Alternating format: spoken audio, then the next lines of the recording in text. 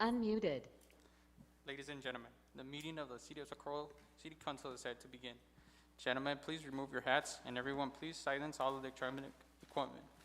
No disruptive behavior or burst will be tolerated, and violators are subject to ejection and possible prosecution. La Junta de la Concilio de la Ciudad de Socorro está por empezar. Caballeros, por favor de quitarse los cachuchas, sombreros, y todos, por favor, de poner el silencio a todo equipo electrónico. No se vaya a tolerar ningún tipo de comportamiento perjudicial o revoltoso. A quien no siga estas reglas, se le sacará y puede ser infraccionado. It is 6 p.m. This meeting is called to order. Item number 2, Pledge of Allegiance and a moment of silence.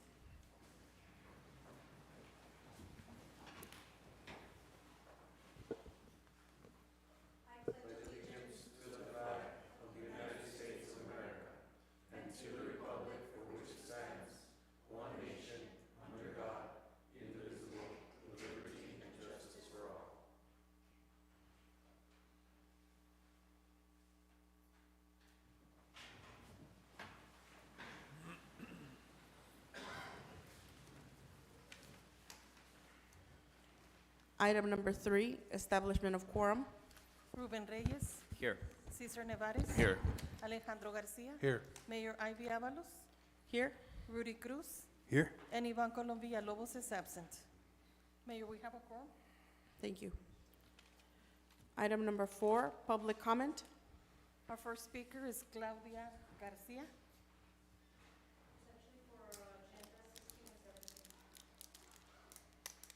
Joba Martinez.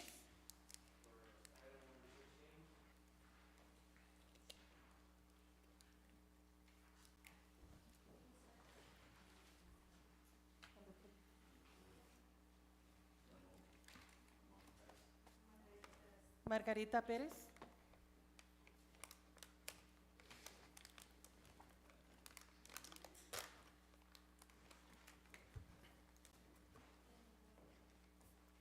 Ms. Perez, you have 3 minutes.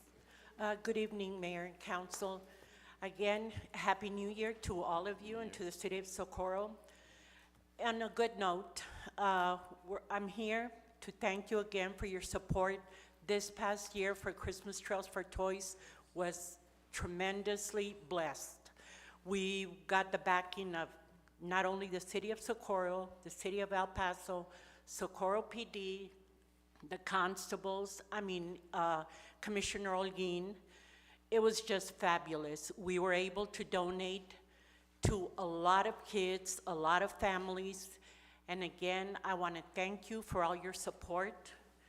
And hopefully this year will become better. We are growing and growing, which is what I feel any nonprofit, quote, should be doing, is helping the community in any and all ways. Also, as you might know, we've not only here in the United States, but we help Venezuela, we help Mexico, we help the Indian communities in Mexico. So thank you again, and hopefully we'll be doing great things this year. Thank you. Thank you. Thank you for all you do. Miguel Ángel Apodaca.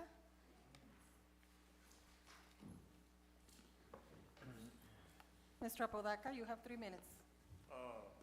Yes, ma'am. I have a complaint.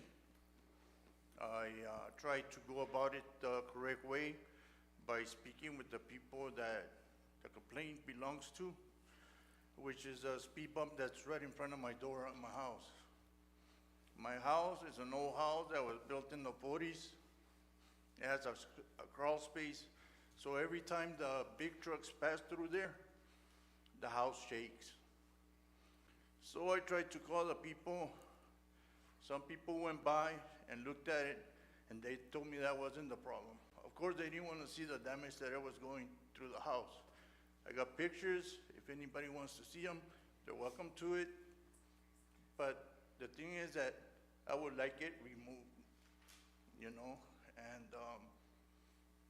completely removed, because I don't want for somebody to move it and give the problem to somebody else, my neighbor. They told me they have petition of signatures, but I'm almost 200% that they don't, because my neighbor, who has a business, used to work here. And this is the problem of not what you know, is who you know.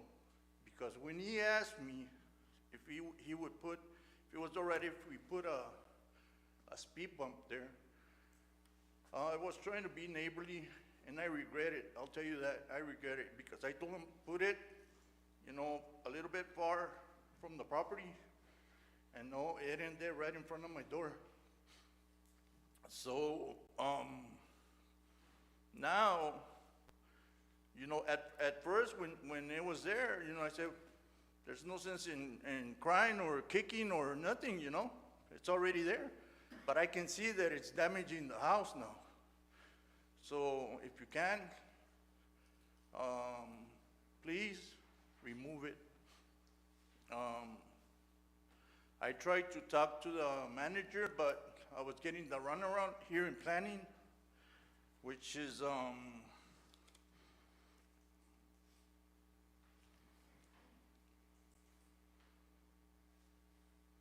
Carlos Cruzas. Gallinal. So I just decided to come over here, you know, because nothing is being done and my house is getting worse. And I'm not asking for any compensation to do. I will get the work done that's needed at the house, which I have. And I lived there for over 25 years, and I've never seen cracks like the ones I'm getting now since that speed bump's been there, Mr. Apodaca, your time is up. okay? 621 Obi Road. Anybody want to tell me something?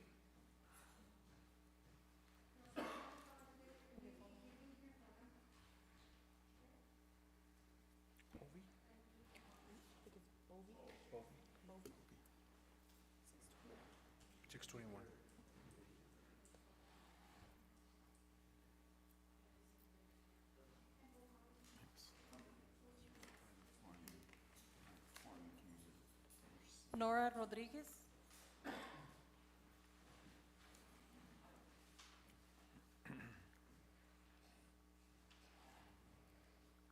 Ms. Rodriguez, you have 3 minutes. Thank you. Good evening, Council and Mayor. I'm actually following Mr. Apodaca's situation of the speed hump. Our concern is it going to be removed, and where will it be removed? Is it going to be moved to like another home? Is it going to be like back to square one? We feel as that better? A neighborhood together. It's only satisfying certain people, and no one's respecting or hearing or considering our opinion towards that. I'm sorry, excuse my voice, I'm a little nervous, and it just makes us upset because it's like we're not being respected and our opinion's not being heard by you know, everyone in general. Along with his home, my brother's home is next door. Alongside my brother's home is my grandma's, and beside my grandma is my home. We brought this situation upon you all before in the past. It's been causing, there's a lot of speeding involved. There has been in the past a child that got ran over due to speeding.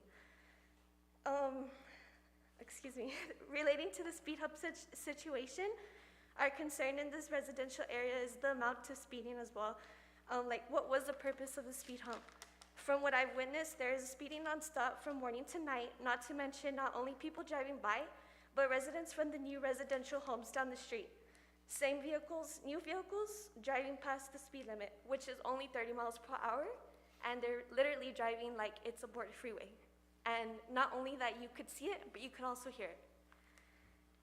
We've called Socorro police, and I don't mean this in any disrespect, it's just the closest one that, you know, we live in. So they've said that they'll show up or they'll like send someone to keep an eye out because it's gotten so bad that there's also tractors, like trailers, passing by that is just causing our houses to get destroyed and also like for our safety as well. So it's like, where are they, you know? We have these meetings like to better the city of Socorro, and we speak and like nothing has been changed. So like clearly we're not being heard. And that is all. Thank you for your time. Mayor, those were all our speakers. Thank you. Mayor? Mr. Garcia? I need to make a motion to move up items 14, 15, 16, 17, 26, and 27. Second. Ruben Reyes, Yes. Cesar Nevares, Yes. Alejandro Garcia, Aye. Rudy Cruz, Yes. and Ivan Colon Villalobos is absent.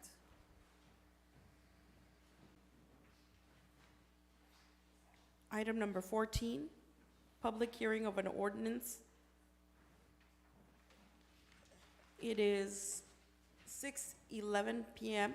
Public hearing is now open. I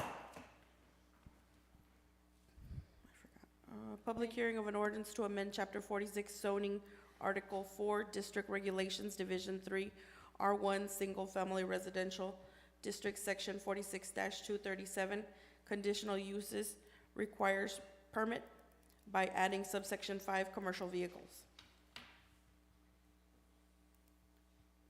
Mayor, we have Miriam Cruz. Ms. Cruz? Thank you, Ms. Yes, thank you, Ms. Navarro.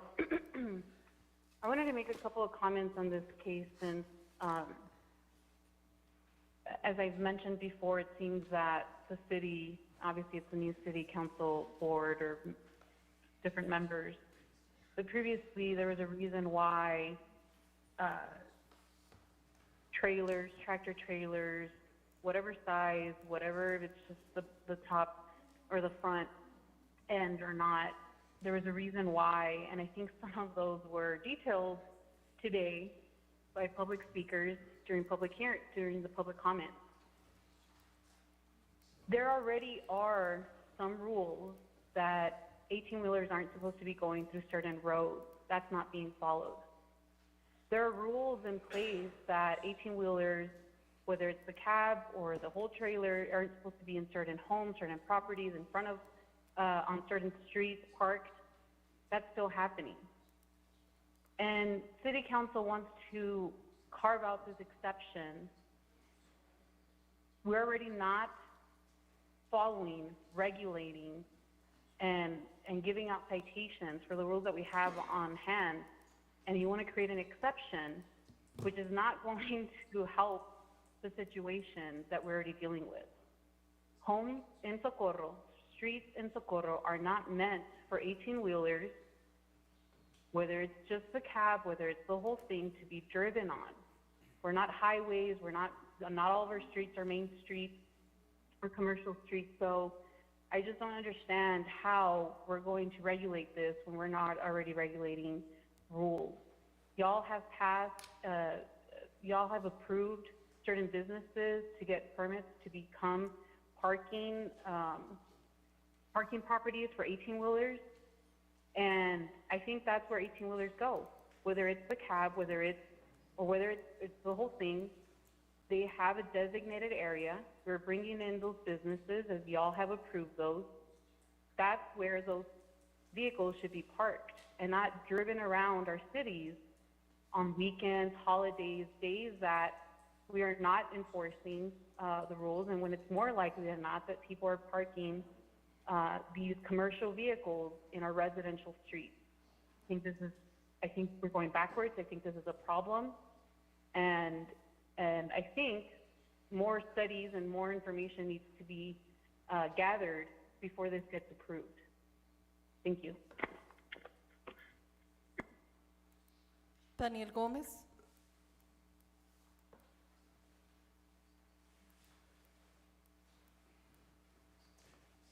Good evening, everybody. I'm going to disregard the lady about what she said about roads because I built roads for 14 years and I know what the roads can handle. Okay?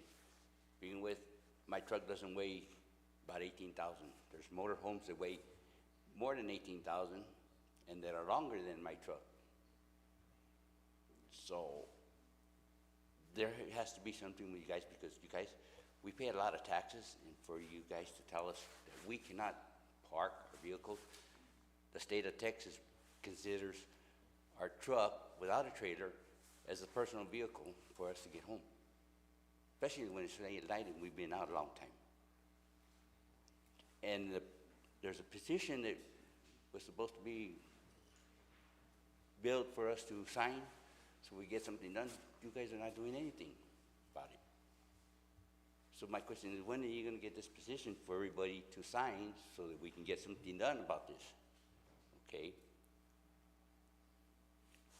Like I said, motorhomes, there's motorhomes out there. Whether they're considered recreational vehicle, they still weigh a lot, they still make a lot of noise. Another thing is, we got a lot of four-wheel ATV four-wheelers that run up and down the road over there. They make a lot of noise, especially when some of us truck drivers are trying to sleep. But if we complain about them, you guys don't do anything about it. Nothing gets done about it. We got empty lots that people come and dump trash, and you guys don't do anything about it.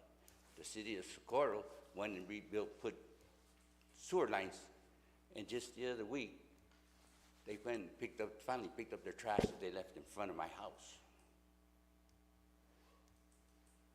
We pay a lot of taxes. My taxes are they're $10,000 a year. And they went up that high because a house 6 blocks away from my house was valued pretty high, and my square footage of my place is the same as that. Think that's right? For a lot of us to pay a lot of high taxes? For you guys to tell us that we cannot park certain things in our house? And we don't make noise. All we do is we come home from work to park our vehicles so we can get rest at home, not go and sleep in a truck stop when we're at home. It's kind of hard to wake up my wife 2 or 3 o'clock in the morning to come and get me, when I can just leave my trailer at the yard, drive my truck home. I get home, it shuts off, it doesn't even make a lot of noise. And like I said, I built road for 14 years, and I know that just a tractor will not damage the road.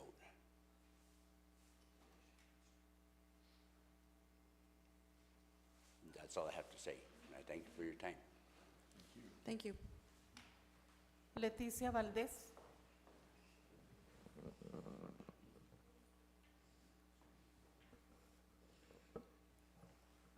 Gracias.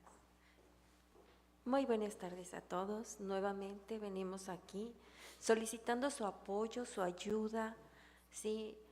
Su comprensión con esta petición que venimos pidiendo desde el año pasado, ¿sí? Que nos ayuden, que nos apoyen para que nuestras trocas, las trocas de nuestros esposos, de nuestra familia, pueda entrar a nuestra misma propiedad.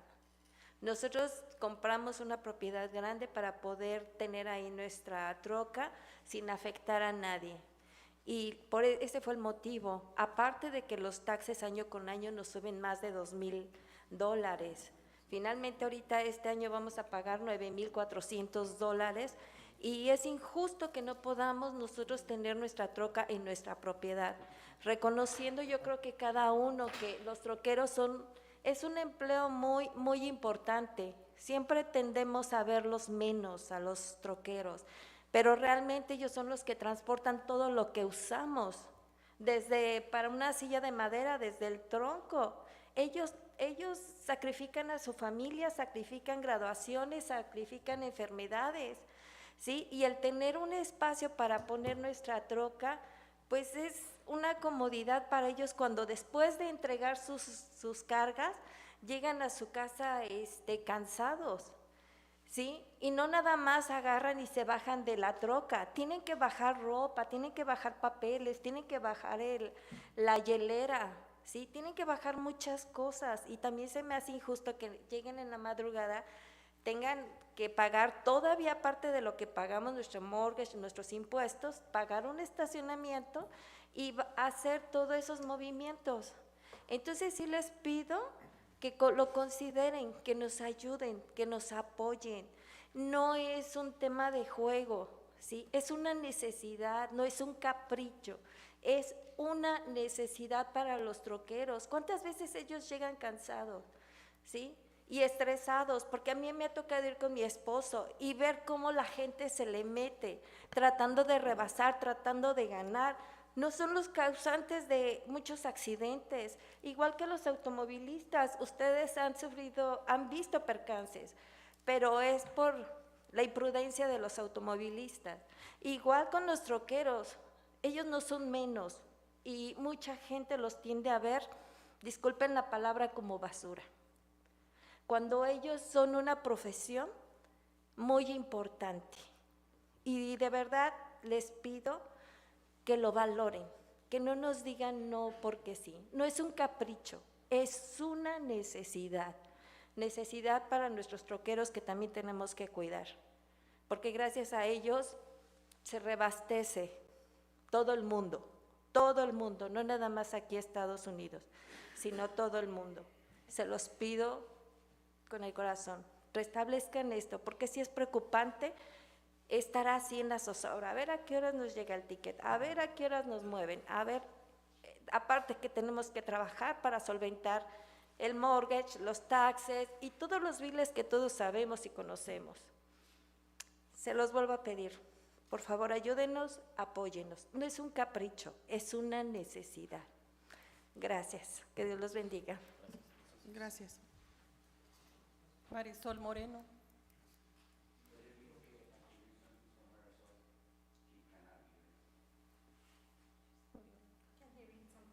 Yeah, I'll make a motion to suspend the rules for public comment so that this gentleman can read what the public speaker wanted to. Yes, Ms. Moreno, right? Second?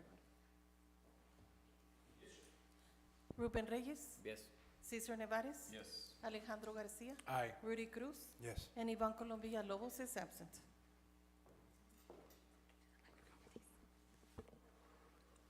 Marisol wrote, "Good evening, Mayor and Council. My name is Marisol Moreno. I have been here for the last couple of meetings asking for your assistance on this issue regarding semi-cap being allowed in residential property, depending on the distance. This is a position for residents throughout the city that are asking for this. As of today, I am still receiving calls waiting to get the petition signed. We are here once again, and we are really need your help. We are not asking for semi-caps to be allowed on high-density areas, only with a feasible. We are owners of single-family homes with half an acre or larger property. We are willing to follow the guidance that the city places on us to comply with all regulations. This group of residentials are hardworking and taxpayers that deserve to make a decent living. Please note, recreational vehicles, trash trucks, pickups, school buses, cement trucks, and weigh the same or more to the semi-caps. And these roam our city streets on a daily basis. Your consideration to this matter is important to us. Thank you once again, Council. Tractor only, no vans, no trucks or containers. And that's all, Mary, so I have to say. Thank you. Thank you. Those were all our speakers, Mayor. Thank you.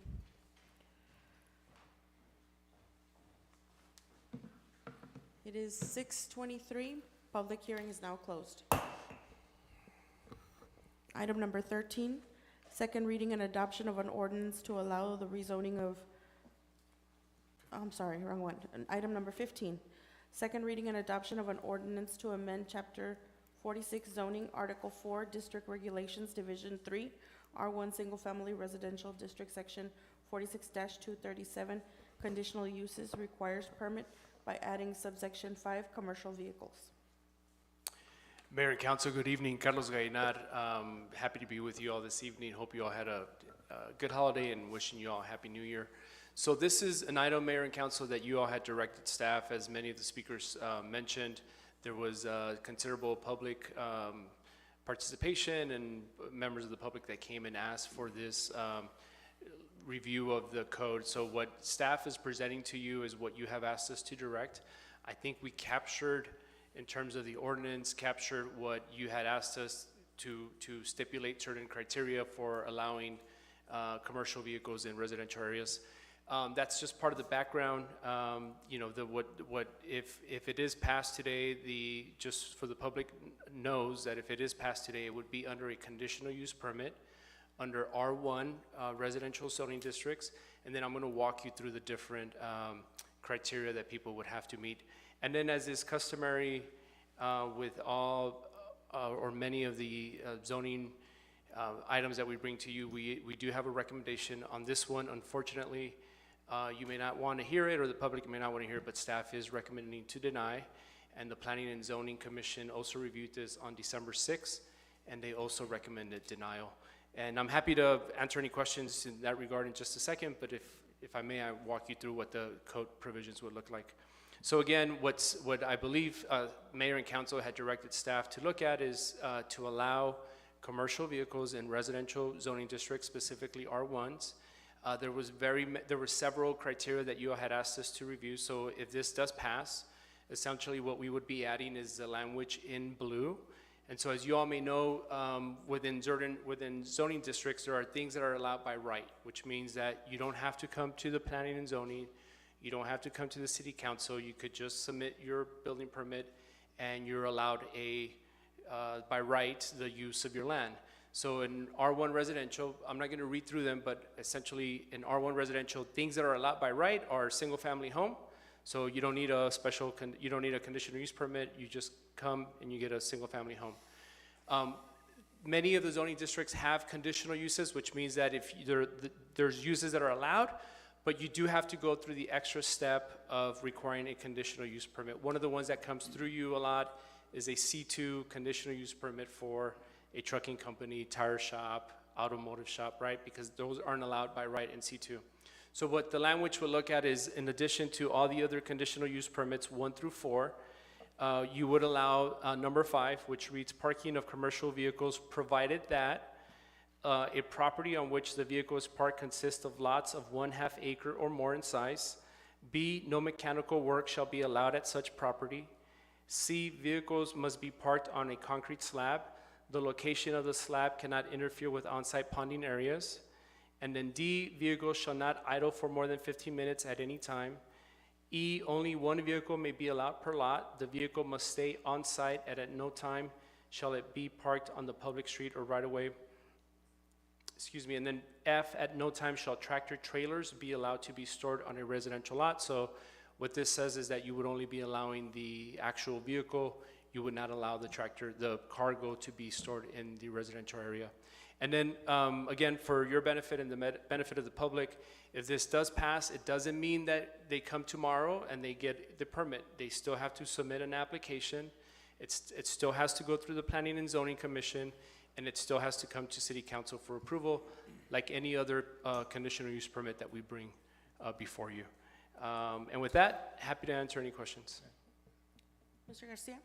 Why is staff recommending?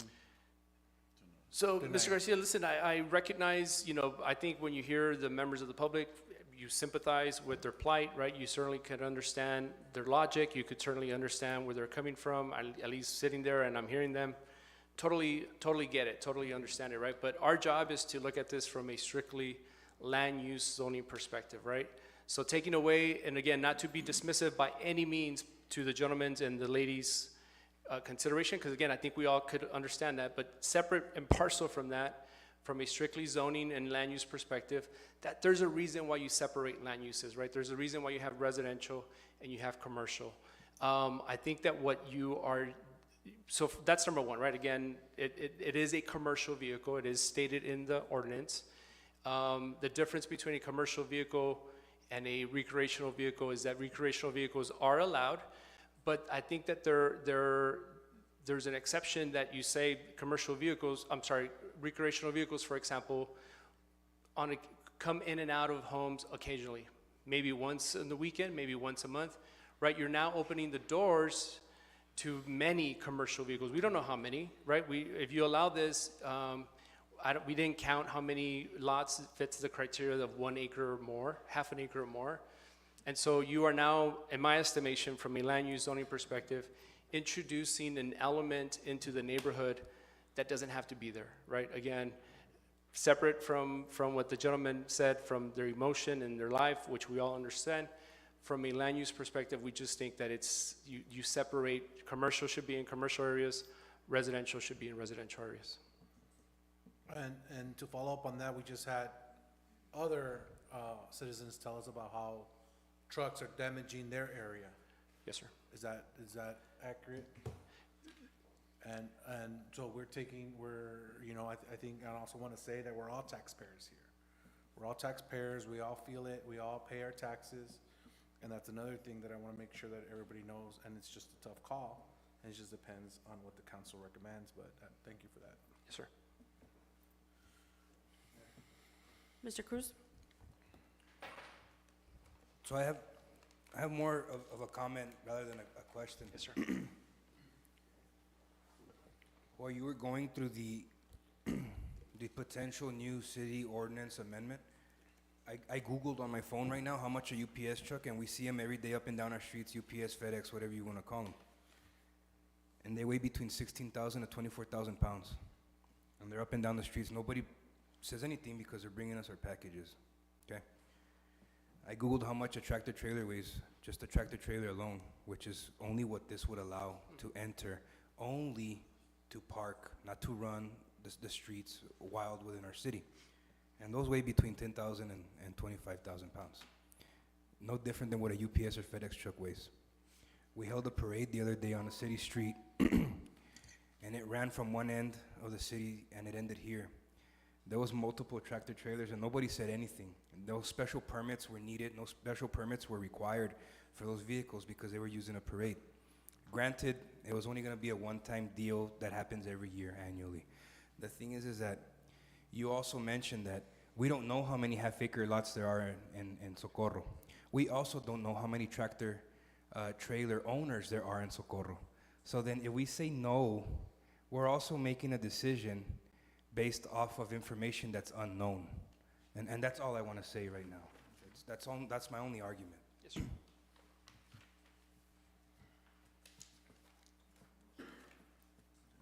Do we have a motion?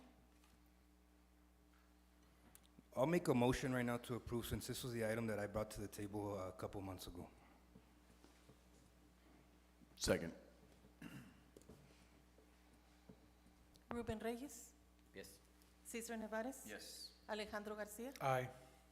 Rudy Cruz, Yes. and Ivan Colom Villalobos is absent.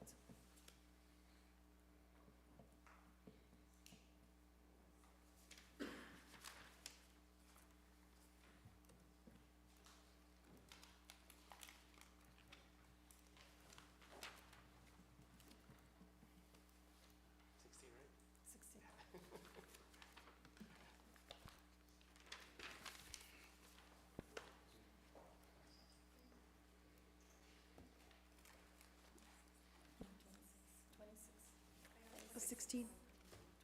16. 16.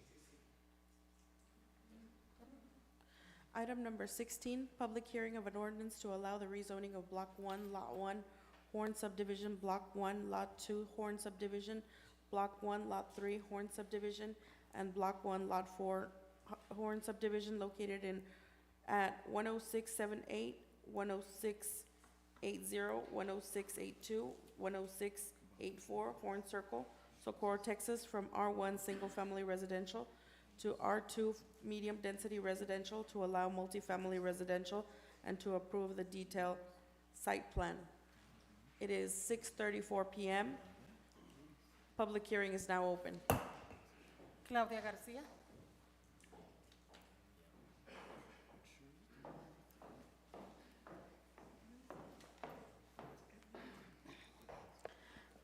Good evening, City Council.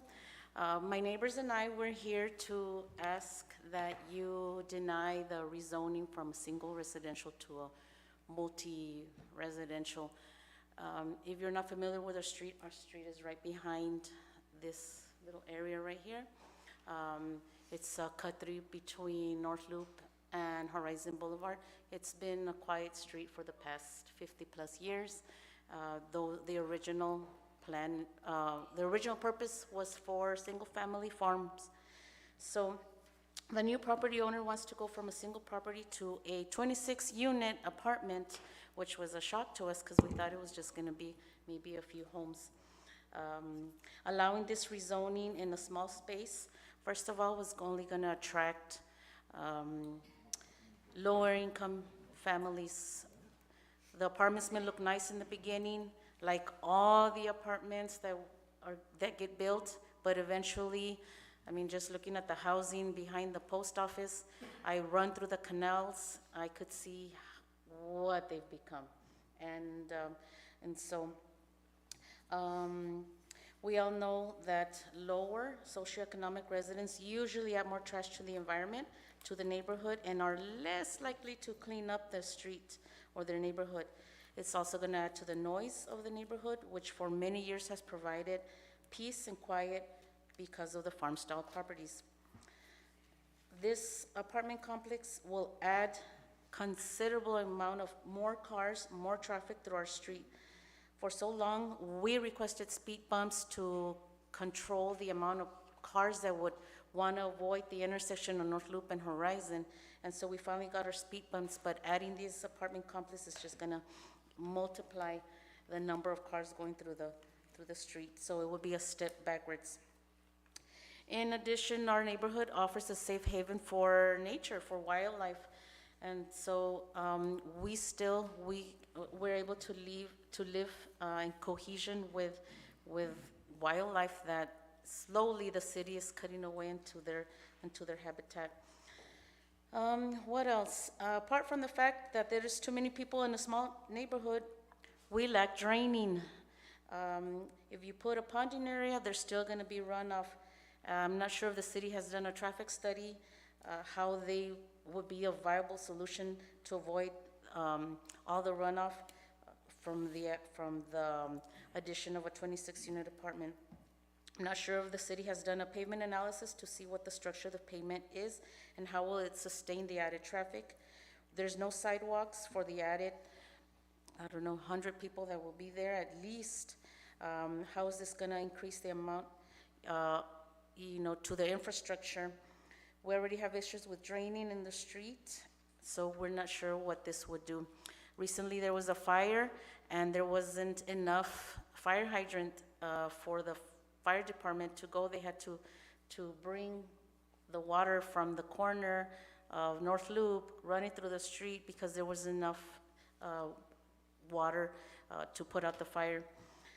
You're going to hear that this is a great increase for the tax revenue, but a small apartment complex is not going to make a serious dent a positive dent to the tax base. So that's a misconception right there. You'll hear that it increases jobs, but these jobs are very temporary.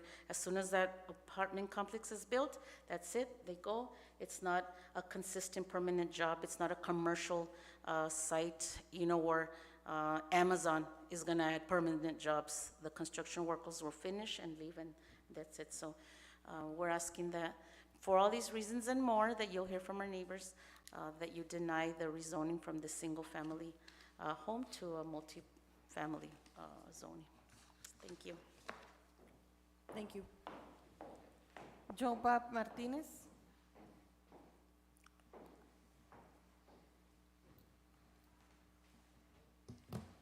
Mayor, City Council, thank you for letting us be here. I'm a long-term resident here. I've been here about 40-something years. Some people know me here. I used to work here at the City of Socorro. I was the first police chief here at Socorro. But enough of that. So we're here to talk about the residential area.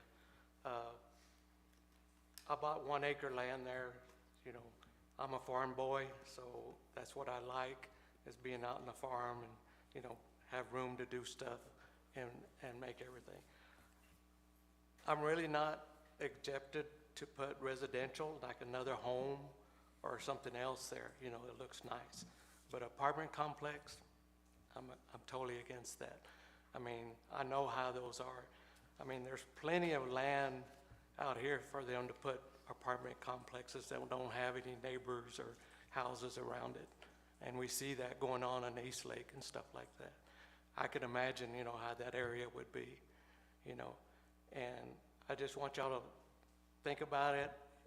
And also, I was kind of upset with the Planning and Zoning Commission. When we went there, nothing was shown to us like a diagram of how they were going to be, where they were going to be, you know, how the drains were going to be, how the sidewalk. There was nothing. It was just them presenting us that there was going to be an apartment complex.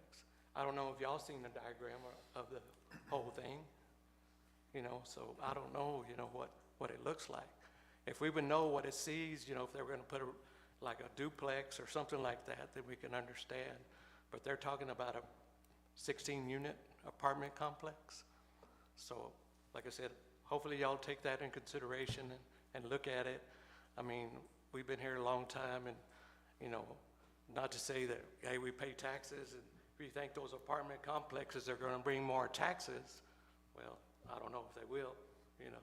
It's just people don't pay taxes when they pay rent, you know, so it's just that unit.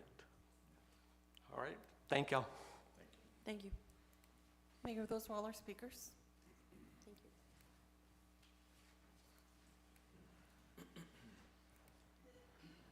you. It is 6:41 p.m. This public hearing is now closed. Item 17, second reading and adoption of an ordinance to allow the rezoning of Block 1, Lot 1, Horn Subdivision, Block 1, Lot 2, Horn Subdivision, Block 1, Lot 3, Horn Subdivision, and Block 1, Lot 4, Horn Subdivision located at 10678, 10680, 10682, 10684, Horn Circle, Socorro, Texas, from R1 Single Family Residential to R2 Medium Density Residential to allow multifamily residential and to approve the detailed site plan.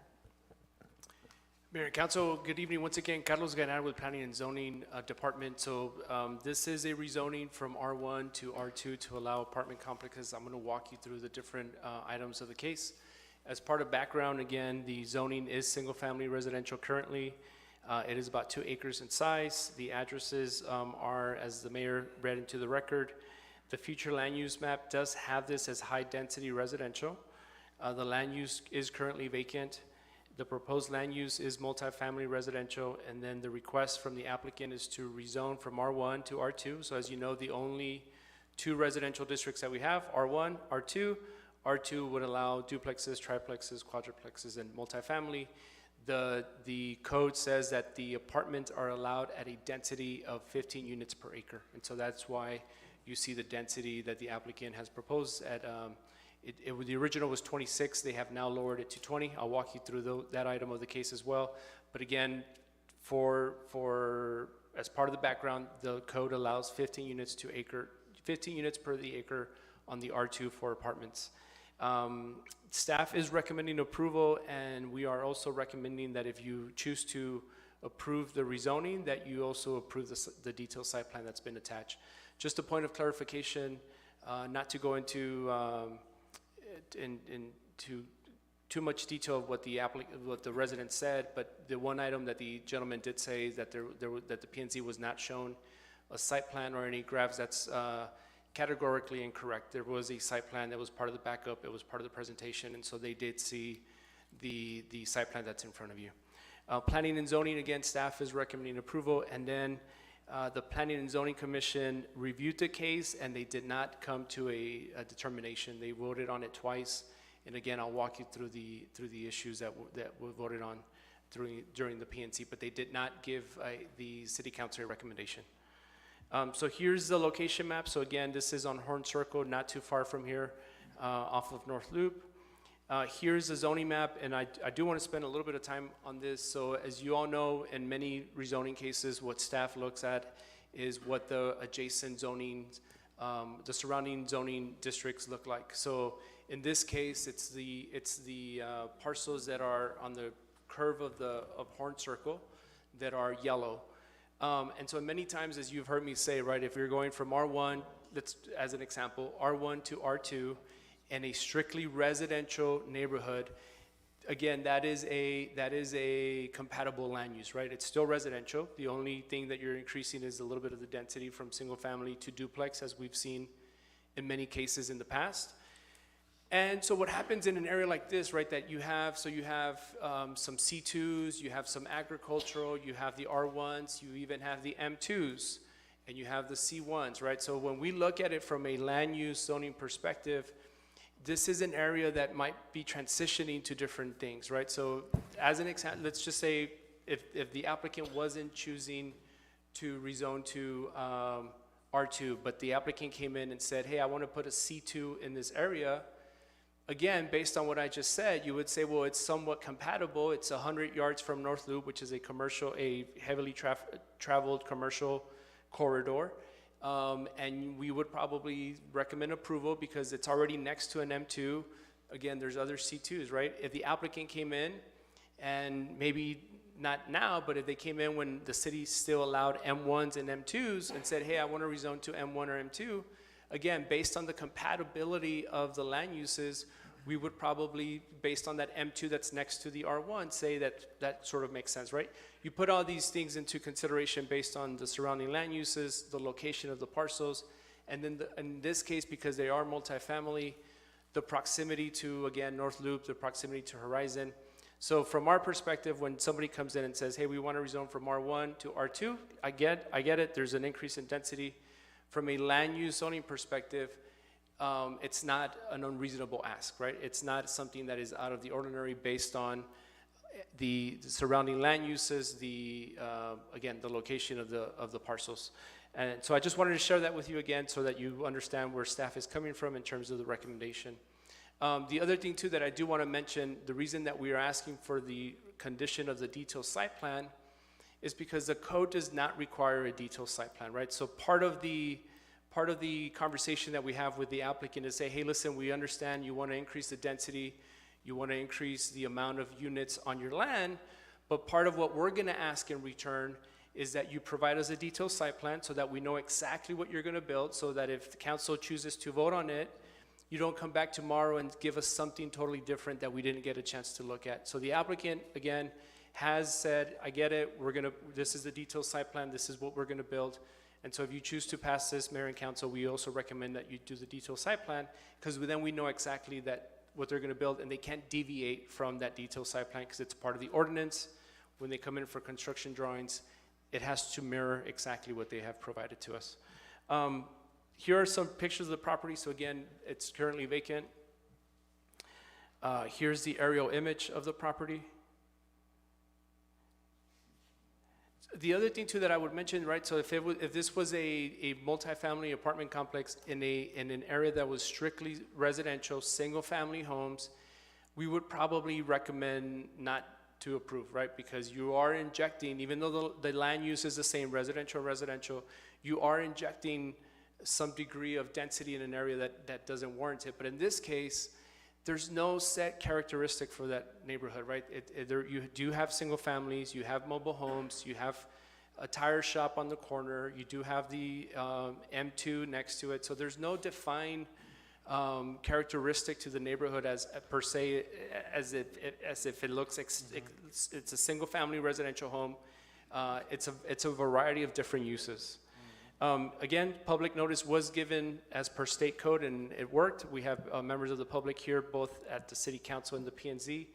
At the PNC meeting, we did have 5 speakers. We had 3 against and 2 in favor. And then, as part of the information, as I mentioned to you, the first motion for the PNC, and I'll read it into the record. A motion was made by Enrique Cisneros to approve, seconded by Andrew Arroyos, and then you had Arroyos and Cisneros voting to approve, and then you had Dominguez and Estrada voting to deny, and then you had the abstention of Juan Vaquera. And so because you had 2-2, the motion didn't pass or fail, right? There was more, after that motion was introduced and voted on, there was more consideration and more discussion, maybe the applicant lowering the density. I think that, yes, it was 21 units, so at that point, the second motion was Enrique Cisneros to approve with a revised site plan and no more than 21 units, seconded by Andrew Arroyos, and that motion also failed. But there was discussion on the PNC to somewhat lower the density from the 26 that the applicant originally proposed to somewhere in the range of, I think they went as low as 18 to 21 units. And so that is why you, again, and the voting was the same, so that's why you don't have a recommendation from the P&Z in front of you. Here's the original detailed site plan. So again, it is 26 units. It does include the playground, it does include the ponding area, so they will have to maintain their own pond. There is landscaping, there will be new sidewalks, there is a tree buffer on the areas that are adjacent to residential. So again, part of the conversation that we have with applicants, Mayor and Council, is we recognize the impact that this might have on residences, right? I cannot speak to people not liking low-income people in their neighborhood or thinking that there's crime with apartments, which is also categorically incorrect. But we cannot speak to that just in terms of land use. We recognize that you're going to introduce apartments in an area that I think I've verbalized why I think it's a good idea, but we also want to mitigate some of those risks by including landscaping. And if you're going to include apartments, make sure that it looks nice, that there's curb appeal. So again, part of the detailed site plan that if you choose to approve would include the landscaping that's in front of you. So they will have to landscape it to the degree that's in front of you. The applicant between December 6th and today did revise the site plan.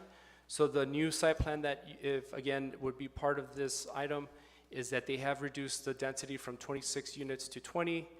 They still keep the pond, they still have a playground, they still have the ponding area, they still have the landscape, and then they do have to provide the sidewalks. One of the items that I do want to mention is that if City Council chooses to approve the rezoning, they still have to come back with a plat, because right now you have the 4 different lots, so they'll have to combine the 4 lots into one large lot. So they would have to come back, and part of the subdivision plat is where we would review the sidewalks, maybe some additional right-of-way that's required, but that is not, a TIA is not required in the rezoning.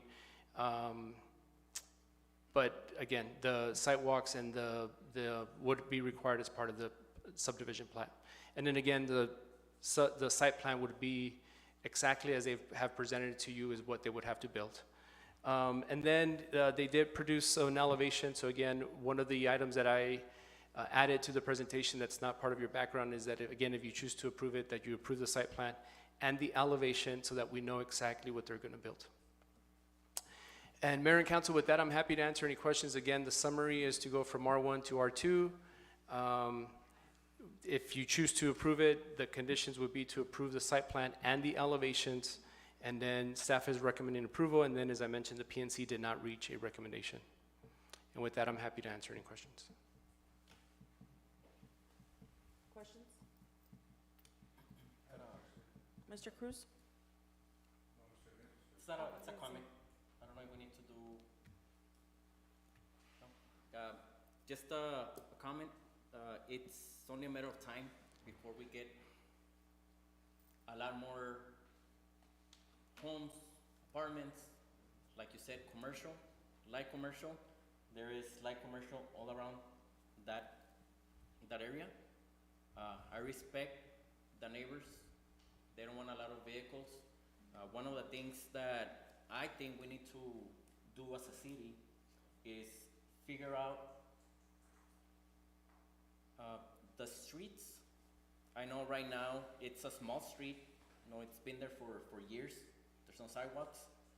But I think we need to start going and figuring out what would be the possibilities of not just that area, but throughout the city.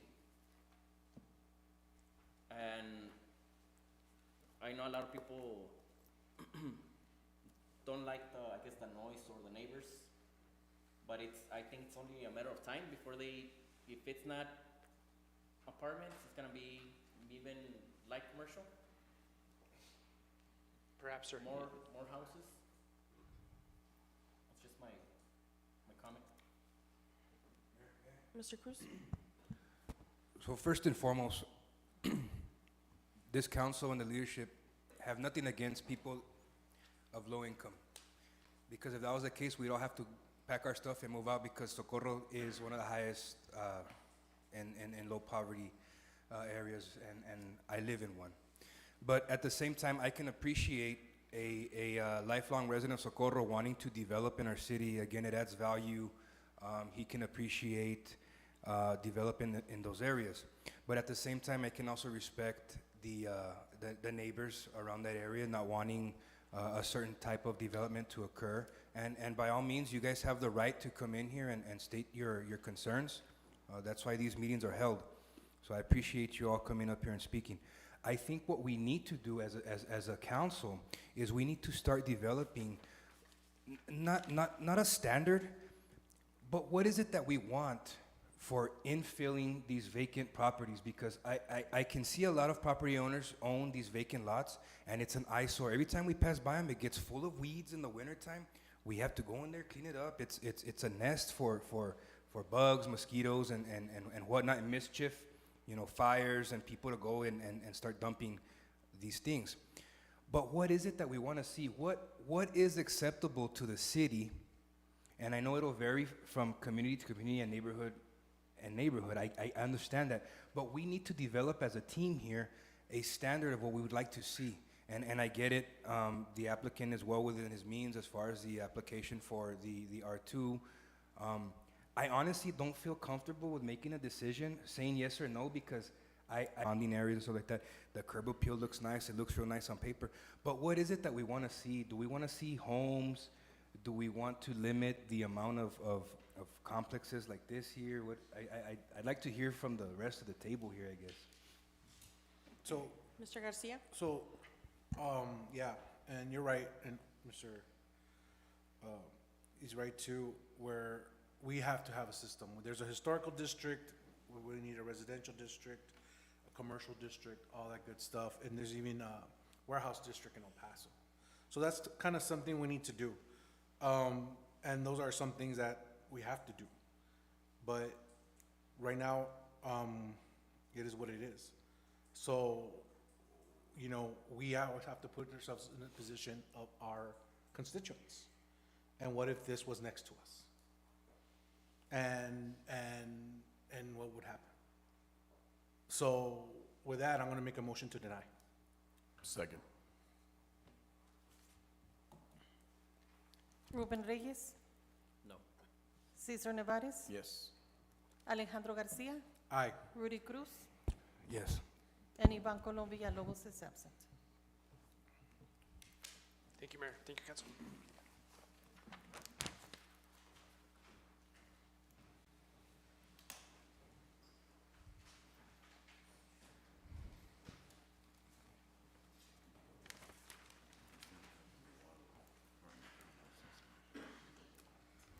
Moving on to Mayor and Council, item number 26, discussion and action to approve the appointment of Cassandra Muro to the Civil Service Commission, Place 5.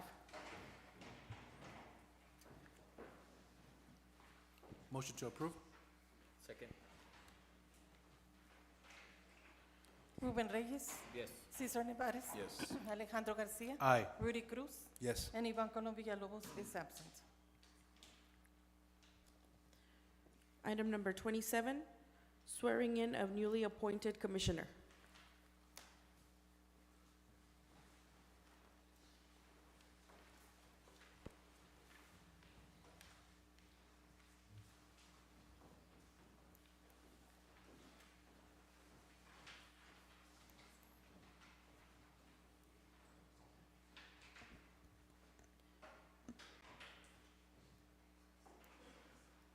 Is it Ms. Muro? Am I saying that correctly? Yes, that's correct. Okay. Would you please raise your right hand and repeat after me? I state your name. I, Cassandra Muro, Do solemnly swear do solemnly swear or affirm or affirm that I will faithfully execute that I will faithfully execute the duties of the office of the office of the Civil Service Commission of the Civil Service Commission of the City of Socorro, Texas, of the City of Socorro, Texas, and will to the best of my ability and will to the best of my ability preserve, protect, and defend preserve, protect, and defend the Constitution the Constitution and the laws of the United States and the laws of the United States and of this state.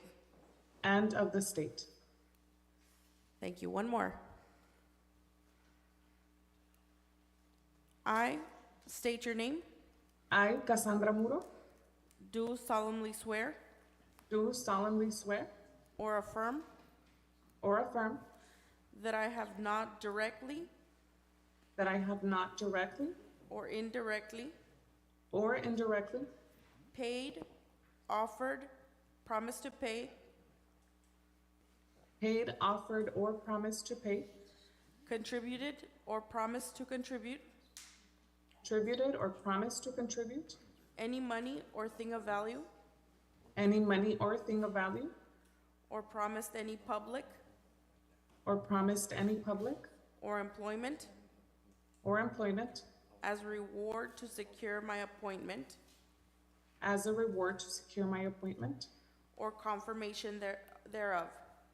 or confirmation thereof. Thank you, Ms. Muro. Congratulations. Thank you very much.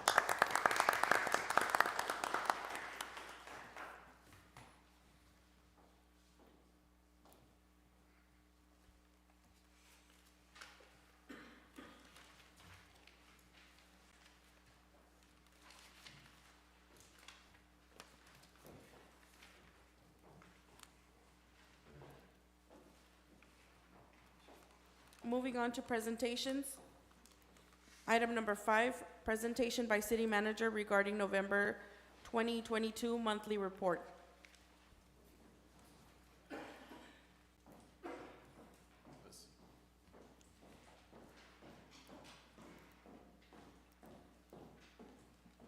Good evening, Mayor and Council. I will provide you the monthly highlights for our departments. Municipal Courts Department collected $42,448, received 169 citations from Socorro PD, 10 citations from DPS, 83 animal control, and 94 ordinance violation citations. Our HR department did not have a civil service meeting. There was no agenda items. We had 2 separations, Lorenzo Barraza from PD and Myrna Workman from Code Enforcement. We had 6 new hires, Mark Alva, Mayra Garcia, Julie Nájera, and Sandy Rodriguez for the communication dispatchers. We had Miguel Hernandez as a police officer and Juan Espinosa as our IT tech. Our Parks and Public Works Department prepared for our winter festival and the placement of our Christmas tree, started sidewalks at Cielo Claro Park, fixed water leak at Valles Park, completed the mechanic hub office, assigned a 2-man crew to inventory City of Socorro streetlights, and created work orders for the non-working ones, demolished Nevada's abandoned home, and continue with a systematic approach for weed control and maintenance of all parks. Our police department received 1,637 calls for service, made 46 arrests, and officers continue to attend training to keep them in compliance with our TIGLO certifications. Our city clerk department prepared agendas and minutes for meetings scheduled for November 3rd, 10th, and 17th, received 37 open records, responded to 9, prepared 4 publications, and had a bid opening on November 15th for the Rio Vista and Bovey Bridge expansion. Our planning and zoning department collected $59,097, issued 450 permits, 66 registrations, 9 applications, and 66 letters.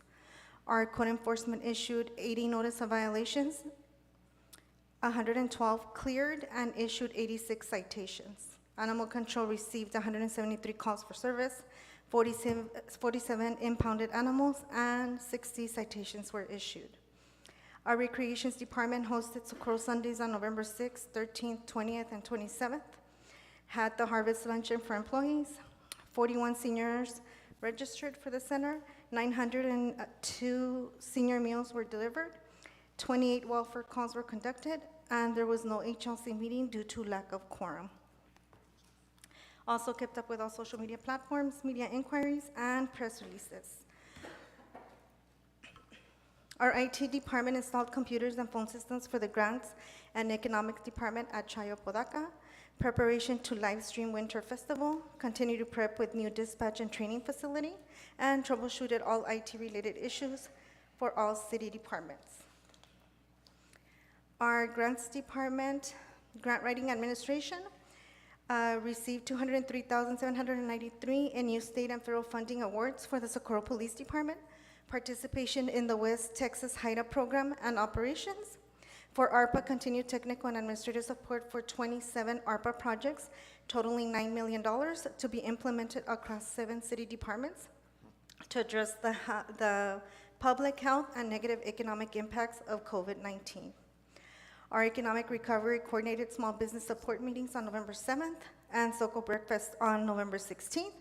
Assisted 1 small business via financial assistance through the ESBRA program in November. Transportation continued administrative support, invoicing, and reimbursement for TxDOT for Rio Vista Bridge projects and Passmore shared use path. Those are the highlights for the month of November. I don't know if you all have any questions. Was that too fast? Thank you. Thank you. Moving on to consent agenda, do we have a motion? Motion to approve? Second. Ruben Reyes, Yes. Cesar Nevares. Yes. Alejandro Garcia. Aye. Rudy Cruz. Yes. And Ivan Colom Villalobos is absent.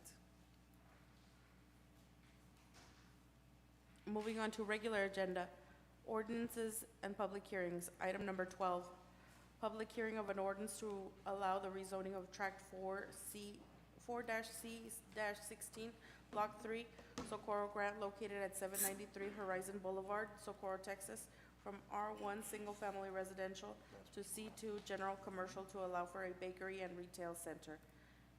It is 7:07 p.m. Public hearing is now open.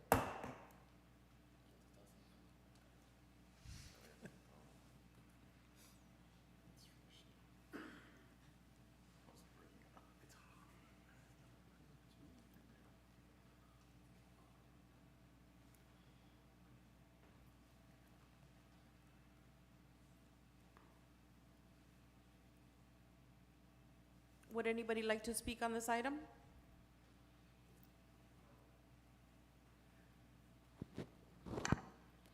As there are no speakers, public hearing is now closed at 7:07 p.m.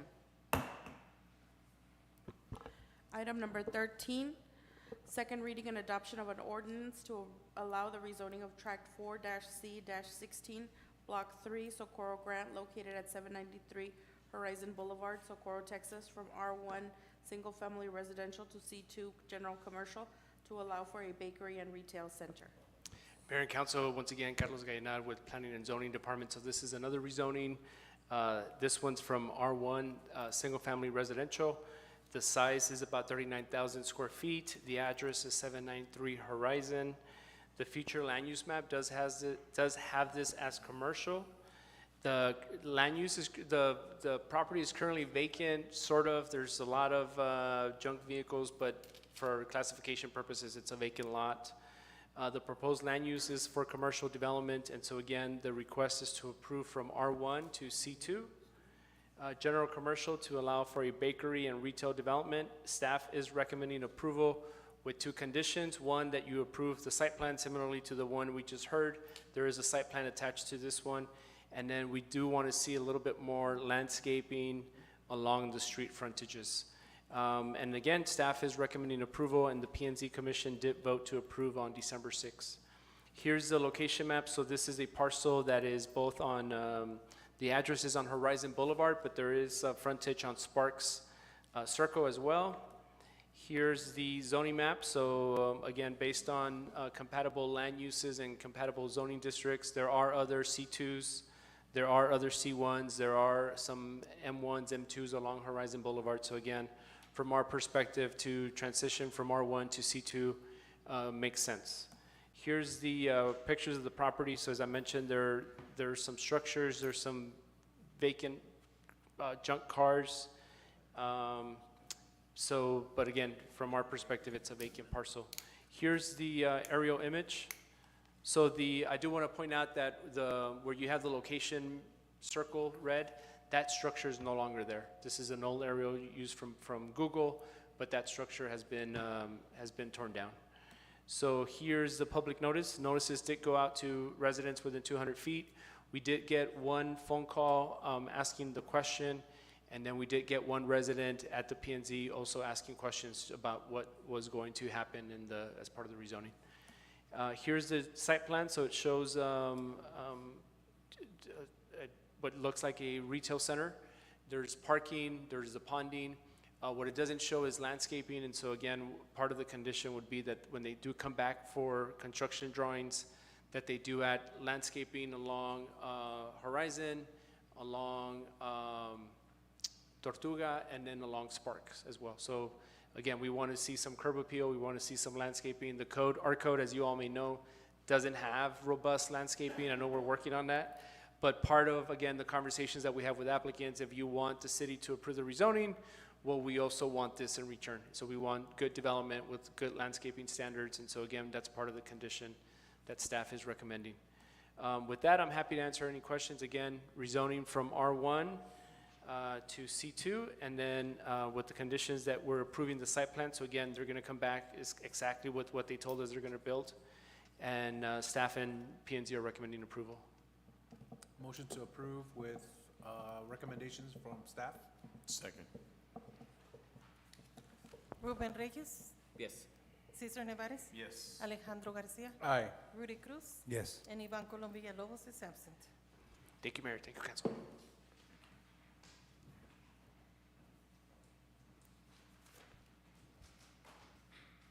Moving on to Human Resource Department, item number 18, discussion and action on approving the amended job description from city auditor to financial compliance analyst.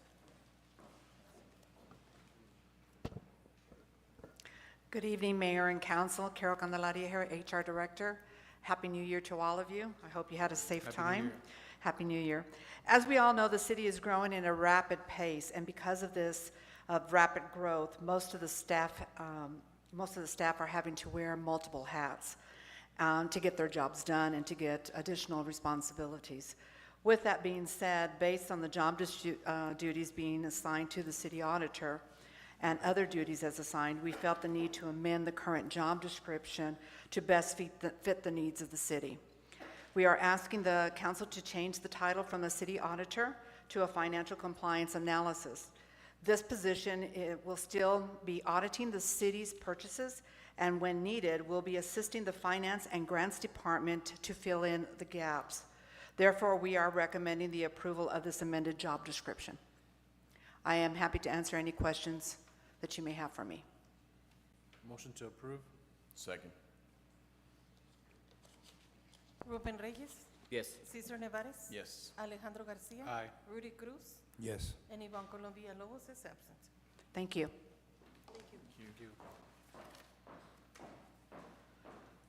Planning and Zoning Department, item number 19, discussion and action to approve Resolution 726, approving the preliminary plat for a portion of Tract 13-A, Block 5, Socorro Grand, Socorro, Texas, located on North Loop Road. Good evening, and once again, Mayor and Council, Carlos Gainard with Planning and Zoning. This is a subdivision plat. This is a preliminary plat. I think you all are familiar with the area. It's part of the Socorro Logistics Center. As part of background, so the zoning, as you all know, is industrial, commercial, mixed-use development. The parcel is about 6.5 acres in size. The address is 9899 North Loop. The future land use map does have this as commercial. The land use is vacant. The request, again, is to approve a preliminary plat. The plat shows one commercial lot with no public improvements. Both staff and P&Z are recommending approval. Here's the location map. So it does front North Loop, and it is bounded by the Mesa Drain and not Inglewood. It's the lateral, the Juan Herrera lateral. Here's the zoning district, so it is ICMUD. It is right on the city limits, and then again, is part of the Socorro Logistics Center. Here are the property pictures. So that's the top one shows the Juan de Herrera lateral, and then the bottom picture shows it perspective from North Loop. Here's the aerial. And then here's the preliminary plat, and here's just a closer view of the preliminary plat. The next slide, please. So when we look at preliminary plat, it's exactly what the term says. It's preliminary. They're showing us what's currently on the site. We've verified it. You know, they show the different markers on the site, any easements. the property lines. What this does is that it allows them now to start the development, grading, construction, and then, as you know, they will have to come back for a final plat to confirm that what they proposed in the preliminary plat is what they actually built in the final plat. Here's the master plan, again, for your reference. So part of the Socorro logistics, it's the square in red, the area that we are looking at. And with that, happy to answer any questions. Motion to approve? Second. Ruben Reyes. Yes. Cesar Nevares. Yes. Alejandro Garcia. Aye. Rudy Cruz. Yes. And Ivan Colom Villalobos is absent. Thank you, Mayor. Thank you.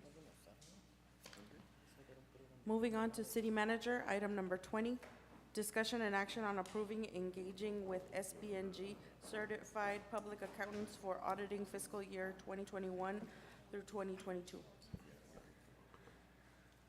Good evening, Mayor and Council. This action authorizes the execution of the engagement letter, which is explicit in regards to the level of service to be provided to the City of Socorro, the various areas of responsibility of management, and the fees associated with the yearly audit in the amount of $48,000. Our city charter section 3.12 requires the city to complete an annual audit. I don't know if you all have any questions. Motion to approve? Second. Ruben Reyes. Yes. Cesar Nevares. Yes. Alejandro Garcia. Aye. Rudy Cruz. Yes. And Ivan Colom Villalobos is absent.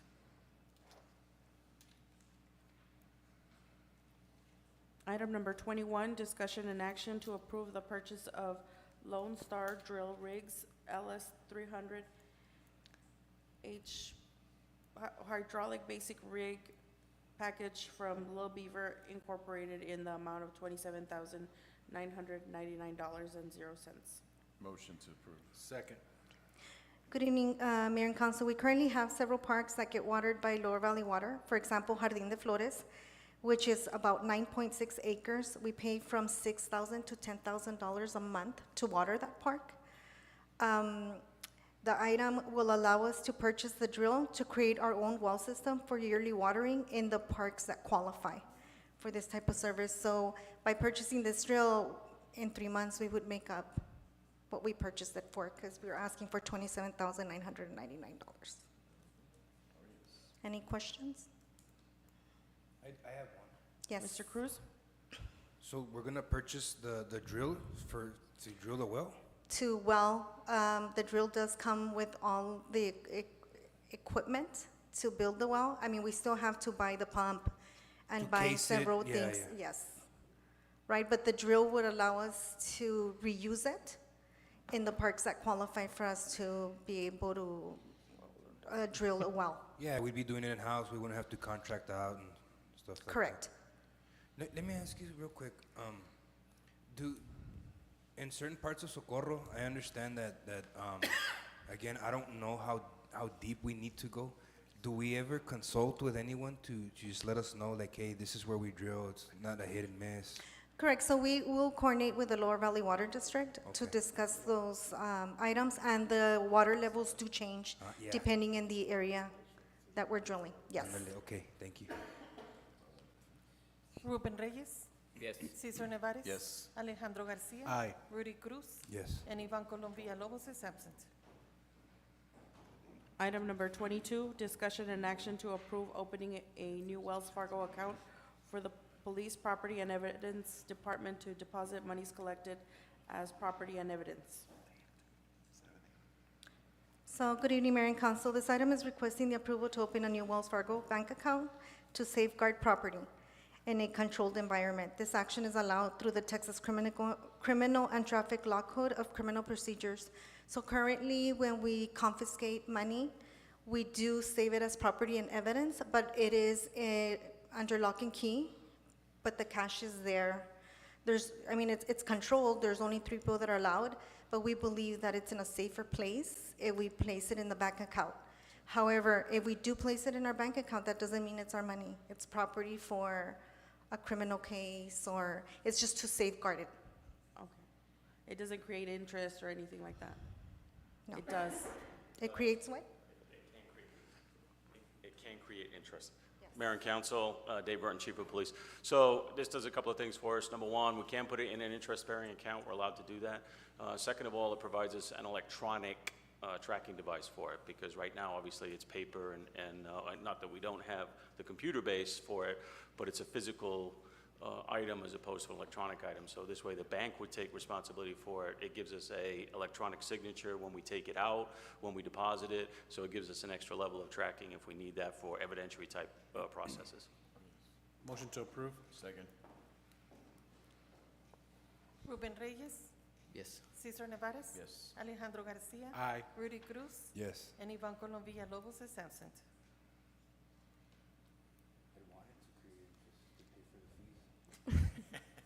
Drew? Item number 23, discussion and action to approve District 3 Representative Rudy Cruz Jr. to travel for the El Paso Days in Austin 2023, February 14th, 2023 through February 16th, 2023. Motion to approve. Second.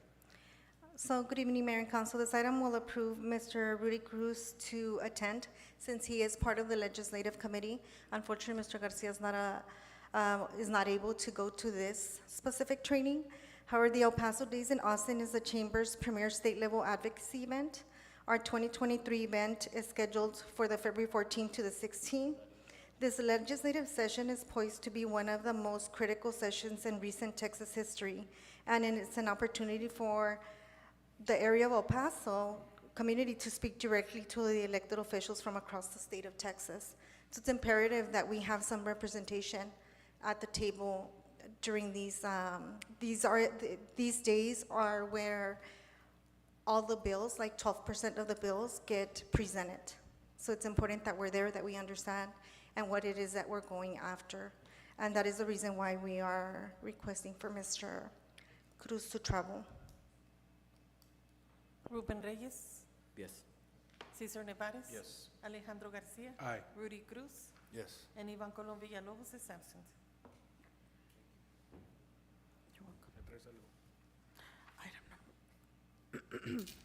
Item number 24, discussion and action to approve the lease with New and Blue Inc. of 25 PDA handheld mobile device, 25 Brother printer with wall and auto charger, application software with printer paper in the amount of $46,857.00. Motion to approve? Second.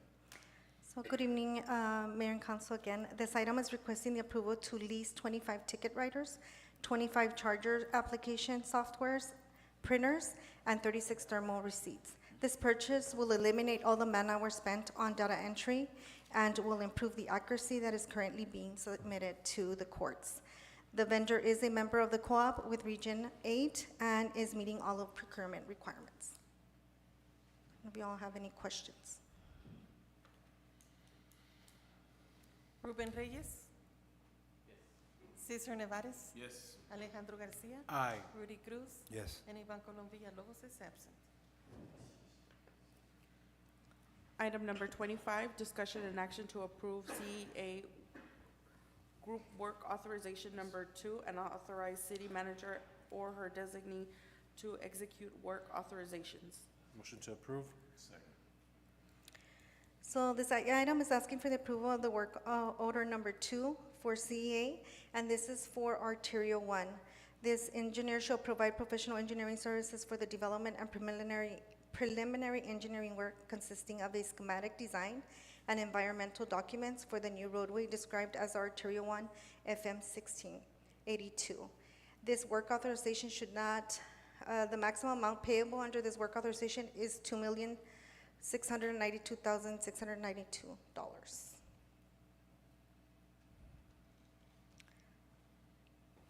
Do you all have any questions? Ruben Reyes is absent. Cesar Nevares. Yes. Alejandro Garcia. Aye. Rudy Cruz. Yes. And Ivan Colom Villalobos is absent.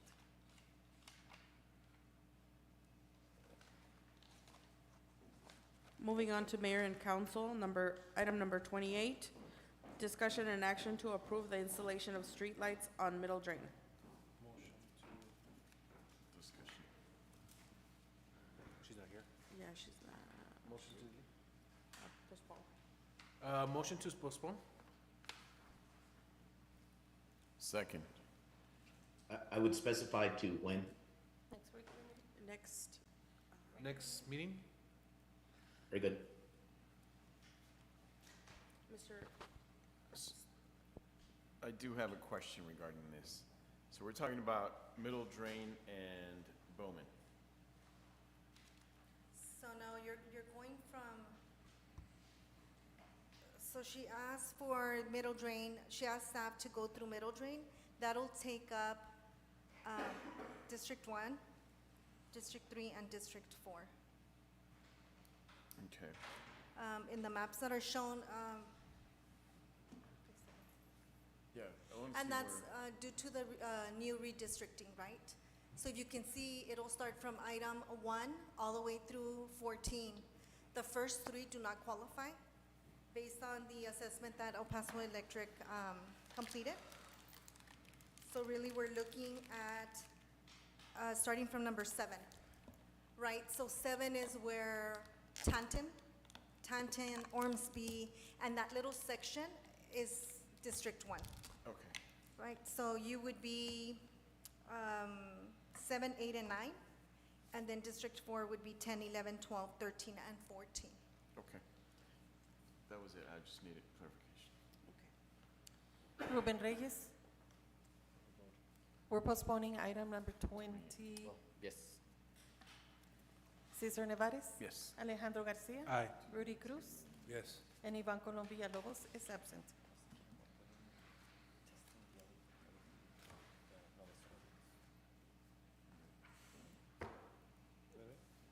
do you want to make the motion to delete?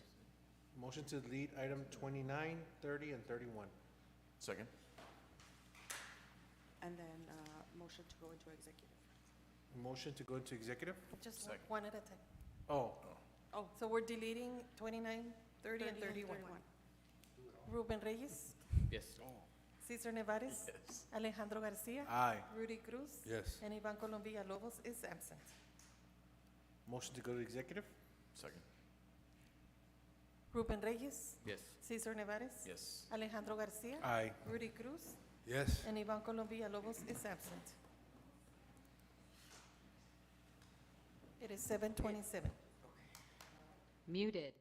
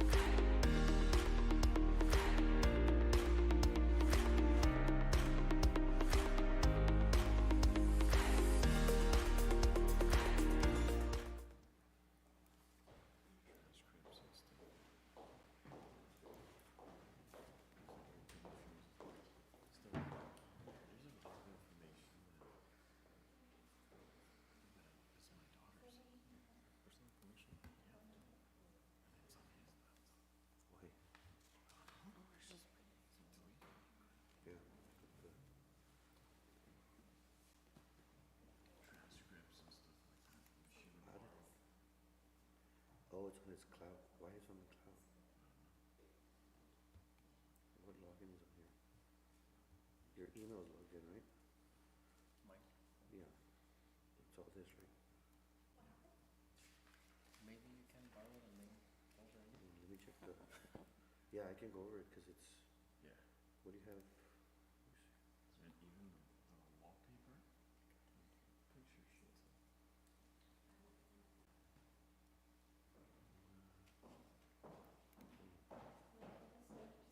Monday? Oh, okay. You're gonna take this too? Yes. It's not my computer. Yeah, I know. How was the cloud? Thank you.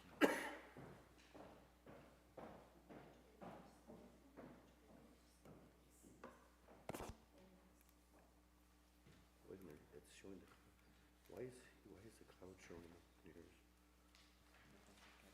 No, it's all in the cloud, but it's, your cloud is logged into his for some reason. That's a picture we took in Reynosa. Just don't take that picture because I have another one. Oh my God.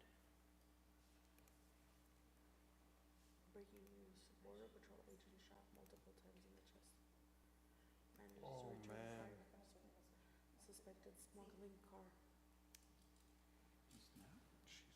It happened at 5:54, right before the meeting started. 6.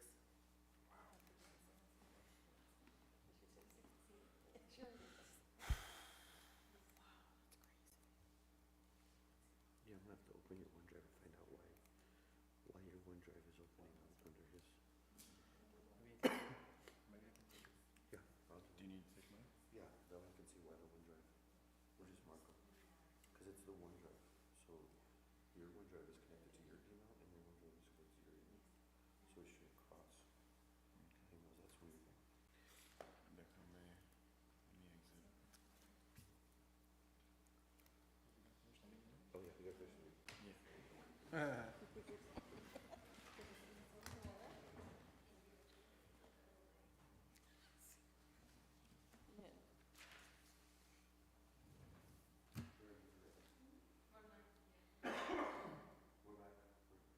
Unmuted.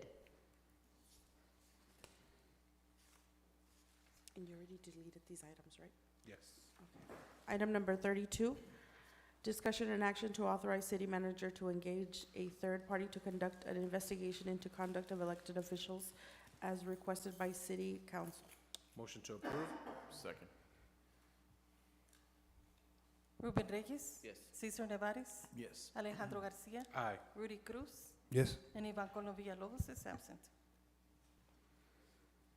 Item number 33, discussion and action regarding appeal of Texas Gas Service Company, a division of One Gas Inc., from the rate decisions of the cities of El Paso, Anthony, Clint, San Elizario, Socorro et al., case number 000110506, before the Railroad Commission of Texas. Motion to approve with, The city attorney's recommendation. city attorney's recommendation.